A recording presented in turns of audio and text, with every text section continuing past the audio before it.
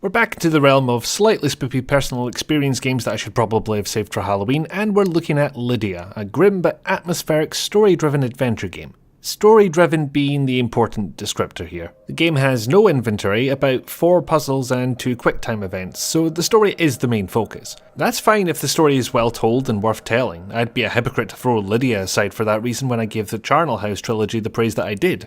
It's also very short. The $4.79 price tag got me just over an hour of gameplay. You can get more gameplay time out of the Shiva for an even lower price, although Lydia actually admits how short it is in the description. Whilst none of this would be issues in themselves, I feel the need to point it out up front. I'm going to continue the rest of this review with the premise that none of these things matter, so if that's not your type of game, now you know. You'll probably need to know the story of this primarily story-driven game if we're going to get anywhere, I suppose, so let's do that. A young girl named Lydia is outside talking with her friends Steve and Sheila at what must be a rather late time for her age. Sensing bedtime, Lydia wanders in and persuades her dad to tell her a story. He tells her of a beautiful princess who was chased by a monster at night. The monster would only hurt her if she was naughty, and Lydia's mother cuts the story short and sends her to bed. Even her dad protests that ending the story there will give the little girl nightmares, but the mother insists. They have guests coming over. And so begins chapter 1, with Lydia hunting for her Teddy as loud music thunders from downstairs. Teddy, who talks to her and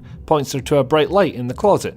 Turns out that leads to somewhere. Teddy's a little vague with the explanation. He says he's going to show Lydia that the monster she dreads is nothing to be afraid of, and they set off in search of it. All the chapters start this way. Lydia is in her bedroom, enters the bright light in the closet, ends up in a strange new place.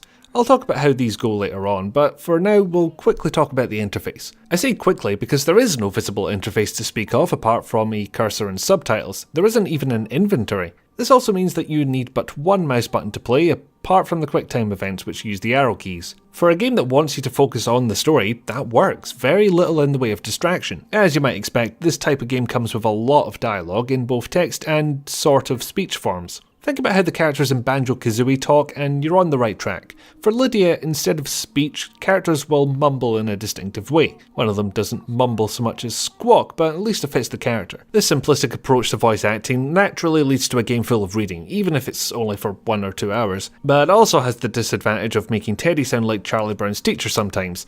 But at least his faraway landform appears to have a mustache, that's great. So that's your lot as far as gameplay goes. Wander a bit, click a thing, advance the story. Of course that's putting it in very simplistic and abstract terms. Now I'm in the tricky position of trying to describe a game without spoiling the entire thing, since that would do the game a rather large disservice. That said, the blinder you go in, the more impact the first hint of the broader story will have. Pretty much everything is in black and white, leading me to wonder what the few parts which are coloured signify. The game very clearly takes place from Lydia's point of view, given how certain people are portrayed in this other world, and as each visit to the other world pokes deeper into the future, these perceptions change. For example, someone who's interpreted as a knight in one chapter appears as a zombie later on. On the other hand, one character has a crown on her head every chapter she appears in, and that's over 10 years or so.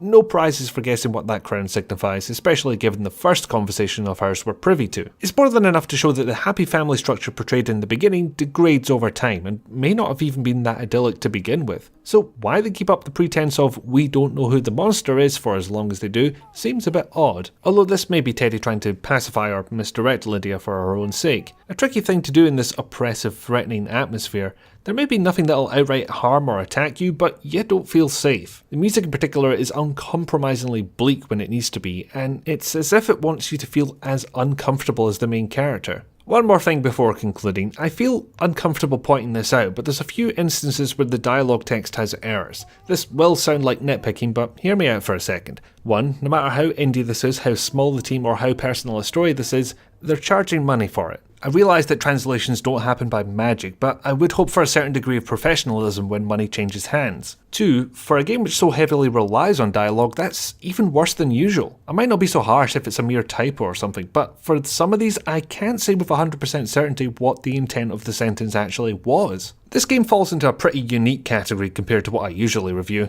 It's an interactive story more than it is a game, brought about by the personal experience of the authors. Arguably, it can't be reviewed in the same way. My old favourites of puzzle and interface design fly straight out the window, leaving me with comparatively little to talk about. I'm not going to dismiss it on that basis, however. When walking simulators have as much popularity as they do with a similar story/gameplay bias, that would be unfair. and I'll reserve judgment on walking simulators until I've actually played one.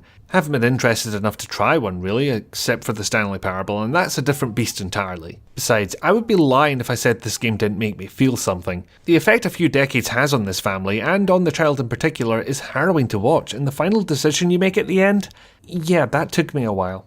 The concept of seeing adult problems through the eyes of a child is something I've not really come across in adventure games before, and it was certainly interesting while it lasted. So, it's not long, but it's got a few gut punches to throw, and a story worth telling. If you think that's worth a $5 or your regional equivalent, have at it.